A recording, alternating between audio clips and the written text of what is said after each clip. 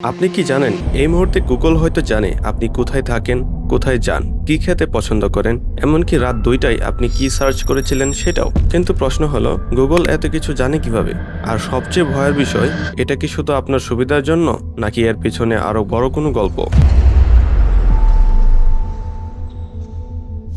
প্রতিদিন আমরা গুগল ব্যবহার করি, সার্চ করি, ইউটিউব দেখি, গুগল ম্যাপস ব্যবহার করি, জিমেল ব্যবহার করি, আর প্রতিটি ক্লিকের মাধ্যমেই আমরা গুগলকে নতুন তথ্য দেই। একটা গবেষণা অনুযায়ী একজন সাধারণ ইন্টারনেট ব্যবহারকারীর হাজার হাজার ডাটা পয়েন্ট সংরক্ষণ করা সম্ভব এবং সেই তথ্যগুলো মিলিয়ে তৈরি করা যায় আপনার একটি সম্পূর্ণ ডিজিটাল প্রোফাইল।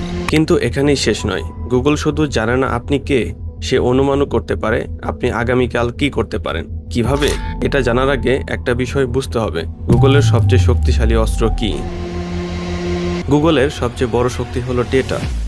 আপনি যখন ম্যাপস ব্যবহার করেন, গুগল আপনার লোকেশন প্যাটার্ন বুঝতে শিখে। ইউটিউবে ভিডিও দেখলে আপনার পছন্দ অপছন্দ সম্পর্কে ধারণা পায়, সার্চ করলে আপনার আগ্রহ সম্পর্কে জানতে পারে। এভাবে ধীরে ধীরে তৈরি হয় একটি ডিজিটাল শ্যাডো, একটি ভার্চুয়াল আপনি, যাকে গুগল অনেক সময় আপনার চেয়েও ভালো বুঝতে পারে।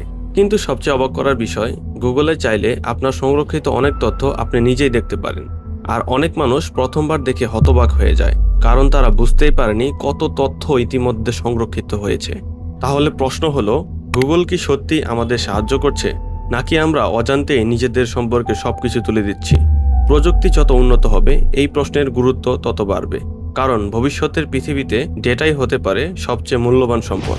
আপনার কি মনে হয়, গুগল কি আমাদের জন্য নিরাপদ, নাকি আমরা অনেক বেশি তথ্য শেয়ার করেছি? কমেন্টে আপনার মতামত জানান।